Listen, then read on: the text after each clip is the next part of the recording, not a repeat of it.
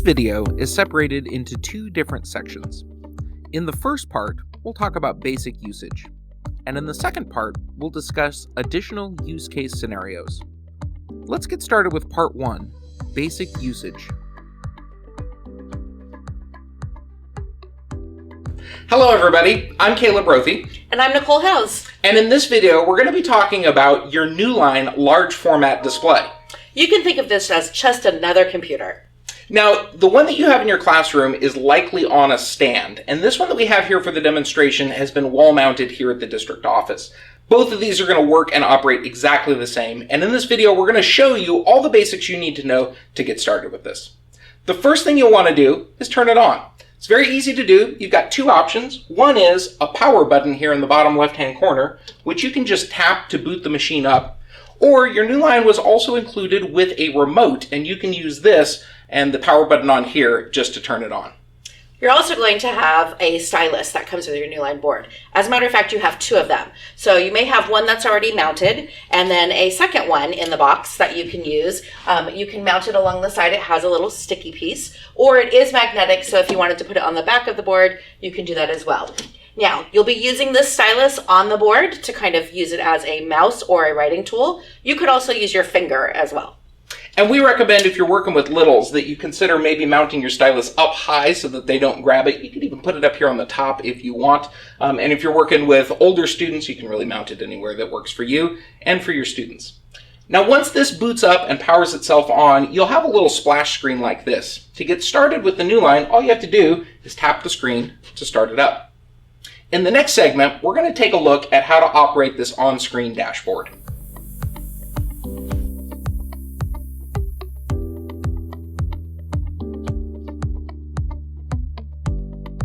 One of the most common ways that you'll be using this device is as a Windows PC computer. To get started, you'll just click on the Windows PC tab, and then you'll need to log in. To log in, you need to make sure that you're going to be using your own account. And to do that, you'll just click in the box by pressing it, and the keyboard will open up for you.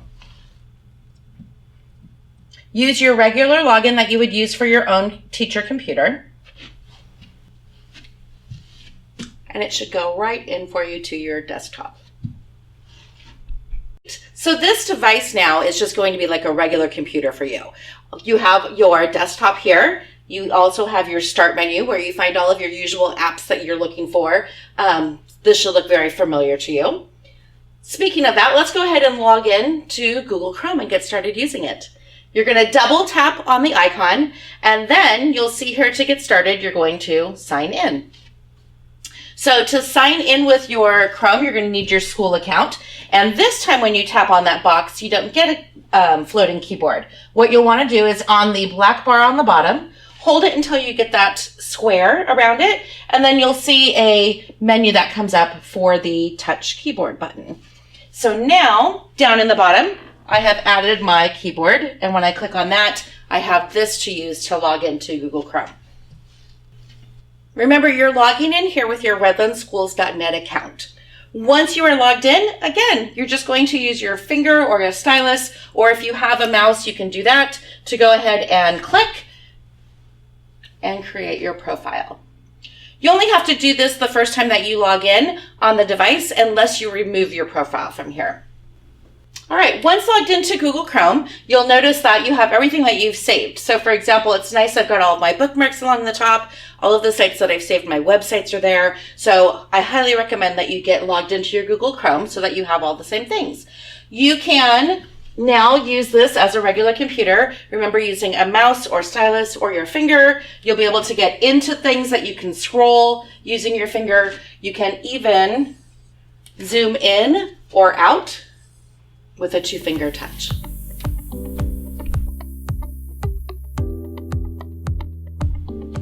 In the next part, we're going to talk about the blue floating menu that you have. Your Newline will have one, possibly two menus along the side that you can move up and down. They're on both the right and the left-hand side. The buttons that you see here will do 5 different things. We're going to show you later on how to do a screen annotation so that you can write directly on the website that's showing. Also, how to use it as a whiteboard. how to go back to this home screen here. So anytime you are using it, for example, as a PC, you would want to click that. You do have a back arrow, or if you wanted to go directly to the PC, you have that option as well.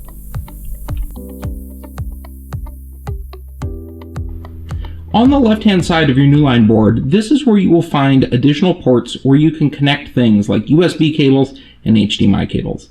Down at the bottom, you'll see some HDMI ports as well as some USB touch ports. Here in the middle portion, you'll see additional USB ports where you can connect things like wireless mice and keyboards. And up at the top, you will find the actual Windows PC module that has additional USB ports that plug directly into the computer itself.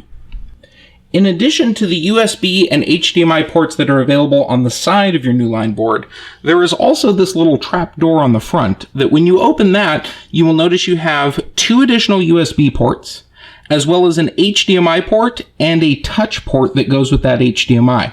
So you can plug in additional peripherals or additional devices here using the front panel, and then select the on-screen controls that correspond with the front HDMI port.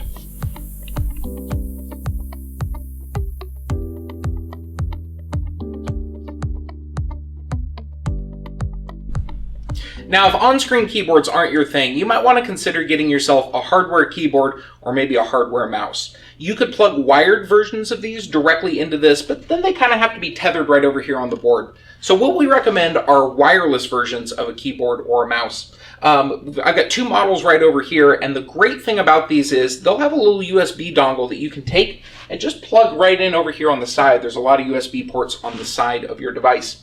Once these are plugged in, if they're wireless, the great news is you can then operate your board from wherever you are in the classroom. So you can take the mouse with you, take the keyboard with you, hand it to a student, maybe even go to the back corner of the room and use a keyboard like this to type, or even one that's got a little trackpad on it so that you can move around and scroll on the screen from anywhere. Connecting additional peripherals like a wireless keyboard or a wireless mouse is easy. Most of those tools will come with a little USB dongle that looks like this. This one goes with my wireless USB keyboard. To connect the wireless USB keyboard to the Newline and have it be usable both in the Newline home screen interface as well as the Windows interface, I'm going to use one of these 2 ports right down here. So I'm just going to take this dongle and we will connect it into this bottom USB port. It doesn't matter which one you select, but plug it into either one, and now your wireless keyboard is ready to work, or your wireless mouse.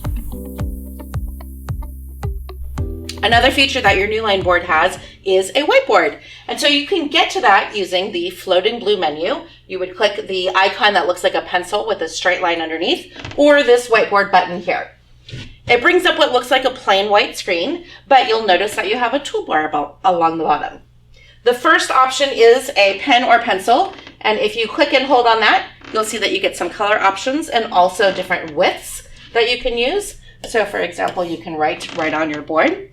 You also have a highlighting tool, which will also allow you to change color and the width of it. This is a nice feature if you have text or images that you want to highlight and still be able to be seen through that highlighter. There is a shapes tool that allows you to draw a shape. So a perfect triangle there. You can also fill it in by using the paint bucket. And so when you choose a shape, let's choose something different, you'll see that it fills it in the color of choice. There is also a rope or a lasso shape that is like a selection tool. So when you draw across it, it will select the whole thing and bring up some other options for you. If you wanted to change the color of it at this point, you can do that. You can also copy, cut, you can bring it to the front or the back. You can lock it in place so that it won't be moved around anymore, or completely delete it by putting it in the trash. Once on that tool, you can also resize it, or from the top here, to grab that blue circle and rotate it. The other tool that you have here is an eraser, and it looks like a traditional eraser that you're used to having for a pencil. You have 2 options with this. The first one will erase through the item itself. The other eraser option will erase the whole thing. So you can actually get rid of the whole piece that you have there. And then finally, to erase, if you just want to clear the entire screen, if you click the what looks like an image of a computer screen with an eraser in front of it, you'll see this option to clear everything. With this whiteboard feature, you'll be able to write right on it with your stylus or finger, and it will look exactly like your whiteboard that you know and have in your room already. You can also scroll and do what's called an infinite scroll, and then it shows up to give you additional space where you can have other items. You can zoom in and out by making it larger or smaller, so that's nice when you want to show multiple things on here. You'll also notice that you have some additional pages down here on the bottom. So if I go to another page, now on page 2, you don't see that sticky note anymore.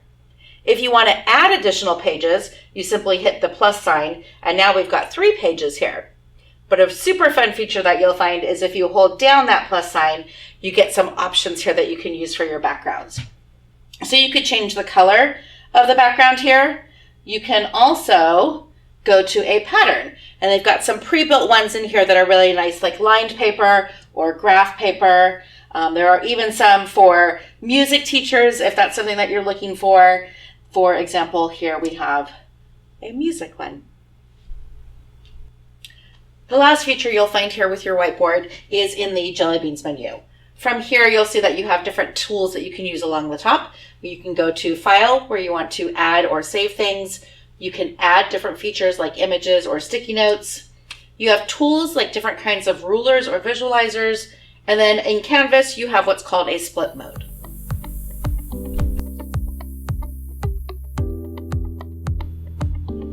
Another feature you'll find handy on your Newline board is the ability to annotate over a website. So what you'll want to do is go to your PC and find something that you want to share with your class. For example, I've got a worksheet here that I would want to use. I can then go to the annotation tool, which is similar to the whiteboard, but now it's going to allow me to write on top of this website. So kind of think of it as a transparency that's on top. Again, you'll see the tools down here on the toolbar. So you may want to use a highlighter to show part of it that you're trying to draw the student's attention to. You can also use the pen or pencil feature and write your answer right on it to share with them, or call a student up and allow them to write on it. You'll notice that when I turn off this feature, it's going to take a picture or a screenshot and it slides off to the side. When that happens, you'll be able to find it back on your home page. From there, you can go to your file viewer and it will bring up some options for you. You can find it in both the screenshot section or in the pictures, where you'll go ahead and open that up and you'll be able to see those there. So that's the one I was just writing on. Kind of nice if you are working on things that you want to save and come back to the next day or maybe later on in the week.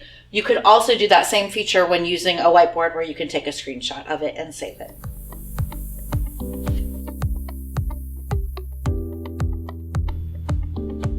There's another feature here that may have caught your attention, and that's called Gadgets. When you click on Gadget, there's a few things that teachers really like here.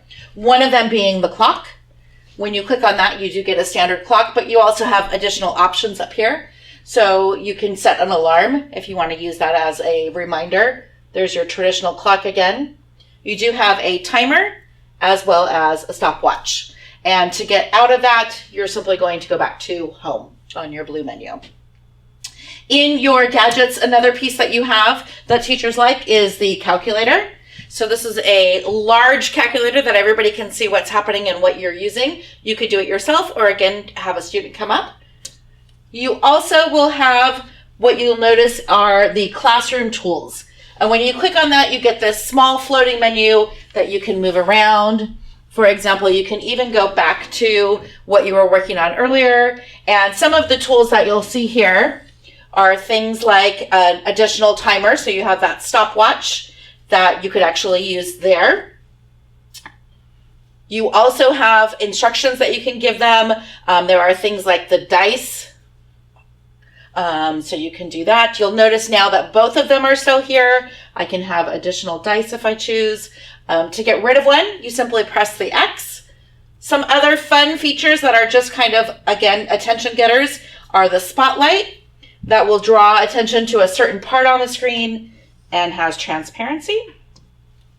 And then finally, my favorite is the curtain. You could have everything up and ready to go and then have the curtain over it so that when your students walk in the room, they don't see what you have here until you're ready. When you are ready to present something, you simply open the curtain for them.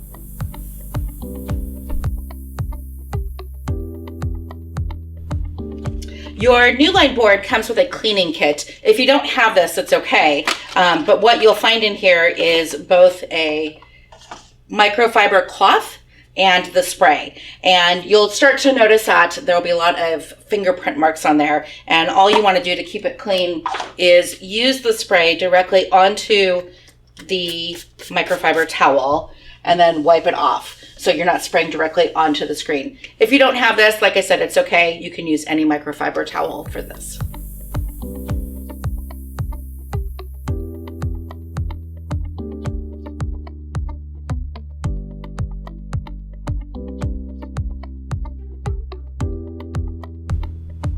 Now, since your Newline board is basically just a giant Windows computer, that means you can attach other things to it. I have a document camera here right now, and if you've got one in your classroom as well, you can connect your document camera directly to your Newline board and use it in this Windows interface without any other devices needed, like a laptop or a desktop. The way that you're going to do that is you're going to take your dock cam and just plug the USB cable directly into your Newline board. To connect my document camera directly to my Newline board, all I need to do is plug it into any of the available USB ports. Now, the bottom two USB ports for me are already used by my wireless keyboard and my wireless mouse. So instead, I'm going to take the USB cable for my document camera, and I'm going to plug it into one of these USB ports up here at the top into the actual Windows module itself. Now that's plugged into a Windows computer, just like if I had plugged it into my laptop, and I'll be able to use it on my Newline board. Once you get your document camera plugged into the Newline board, you're almost ready to use it. Depending on what kind of document camera you have, you might find that it needs to have some software installed over here in the Windows environment. So if that's true for your camera, reach out to your site technician and they can install the software for you. Once the software gets installed, if necessary, then you're going to be ready to use it. Now, for this document camera that I have here, it works with this DocCam software. So this has been installed by my technician.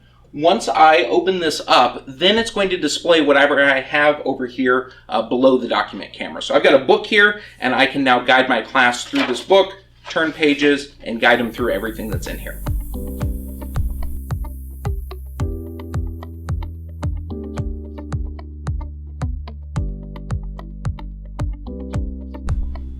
So we've already talked about how you can use this Newline board as its own computer, mostly using the built-in Windows interface over here, and this then becomes a second computer for you as a teacher. But if you're in a scenario where you have another device like this, a laptop, that you would like to connect to the Newline board so that the Newline board is showing whatever is done on the laptop, the easiest way to do that is with a wired connection using an HDMI cable. All you need to do is connect your HDMI cable to your other device, laptop or something of that nature, and then plug it in to one of the HDMI ports on the back of the device. To screen share from another device, the first thing I need to do is I need to get myself a HDMI cable. That'll be a cable that looks like this. Let me show you the back side of it. And that's kind of what the front of that looks like. So all of your Newline boards came with this. If you don't have one in your room, you might want to check with your site tech and see if they can help you get an HDMI cable if you want to do some screen sharing with a wired connection. So what you'll do is you'll take this HDMI cable, you'll plug one end of it into your laptop and the other end into the Newline board. If your laptop does not have an HDMI port, you might need an additional dongle like the one that I have here. Since mine doesn't have one, I've got this dongle, and then I'm just going to plug the HDMI cable into the dongle, and then now it's ready to screen share.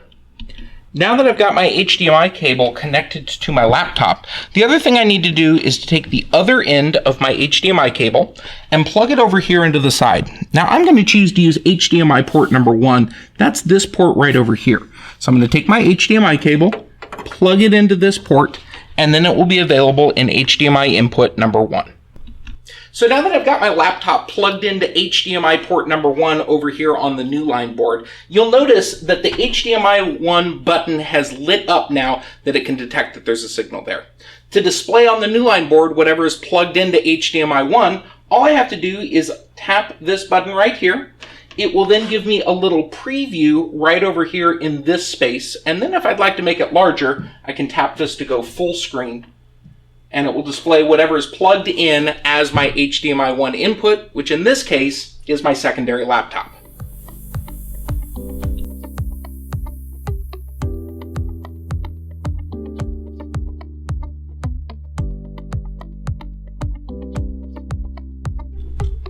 Once you've plugged in another device to your Newline board, if you still want to have some interactivity, you're going to need an additional USB cable to do so.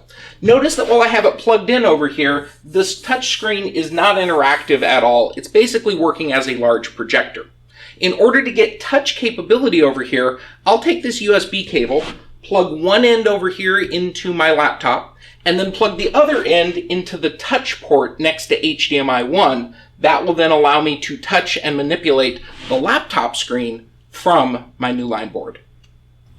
To add touch capabilities, the first thing you need to do is have your HDMI cable plugged in, which I've already done. Now what I'm going to do is I'm going to get myself a USB cable. Again, one of these comes with your Newline board. If you don't have one in the box, you can check with your site technician and they may be able to get a USB cable for you. What I'm going to do is I'm going to take this USB cable and connect one end of it to my laptop right over here in any of the available USB ports. Now what I need to do is take the other end of that and connect that to one of the touch ports on the Newline board. If I'd like to use touchscreen capability, I need to plug in not only my HDMI cable, but also a USB cable to my laptop, and then I'm going to plug this into the USB port that goes with the touch interface for HDMI 1. So I have this into HDMI 1. I'm going to plug this USB cable into the corresponding USB port that goes with that. And now that it's plugged into my laptop and the Newline, I will be able to control my laptop screen from the Newline touch interface.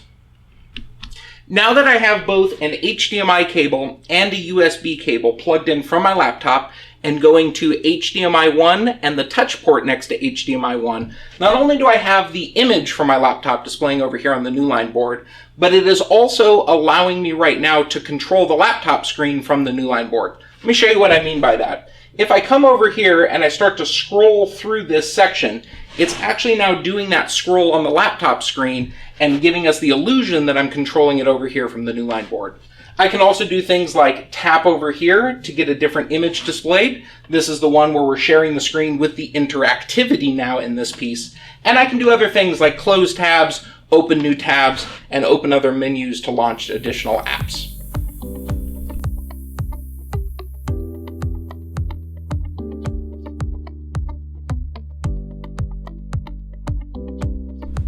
Another thing you can use your Newline board for would be if your students are going to share a screen. To do that, you would simply hit the screen sharing button and DisplayNote comes up. This is already a part of your Newline board. There's nothing here that you would need to do, except your students now will go to this website here and enter in the session ID. Once that happens, we will see a connection, and now we have Caleb connected here, and we would be able to bring up his screen to share with everybody.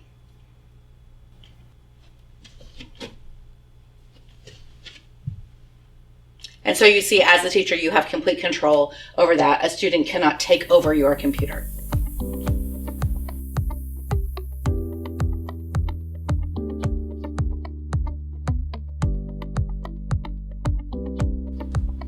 While the DisplayNote app is great for student screen sharing, you'll likely notice that the resolution is not very high and there's a lot of latency when using that app. So if you want to share your screen from your teacher device, a laptop or a desktop, there's a better method for that that's going to give you much higher resolution and a lot less latency. Instead of launching screen sharing, what you're going to do is you're going to first open up Windows. And inside the Windows interface, you're going to be using an app called AirServer. Now, AirServer is likely already installed on your board, but if it's not, you're going to reach out to your site technician and they can install it very easily for you. So, where do we find AirServer? The first thing you can do is tap the Windows Start menu and look through this and see if you find the AirServer app over here. Mine is called AirServer Windows 10 Desktop Edition.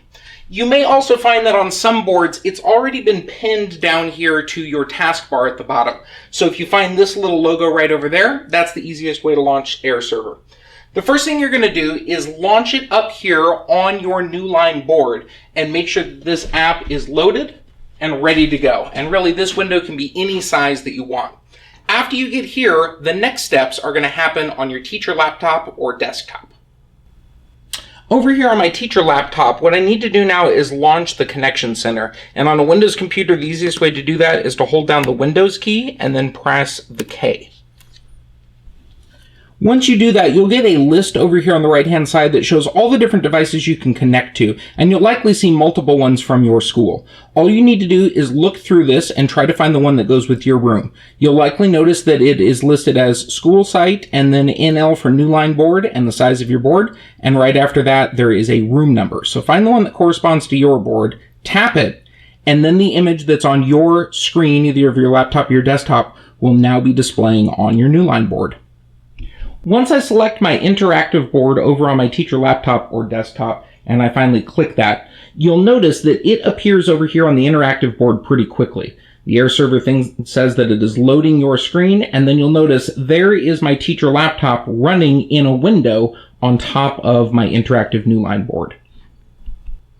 Now that we've connected our teacher device over here to the interactive board, you'll notice that we have it in a window here for AirServer, and I still have the Windows interface behind it. If you'd like this to take up more of the screen, you can simply press this button, and now it takes up most of the screen. And if you'd like it to really go full screen, you can just double tap over here in one of the side areas, and that will now make it take up the entire Windows screen as if this was natively running on this computer. And the nice piece through AirServer is that it also has interactive touch now. So I can do things like scroll over here on this side, and it's actually scrolling wirelessly my teacher laptop right now. I can also open up new tabs if I'd like, and you'll notice that the latency is not very high on this, so we get a pretty smooth interface.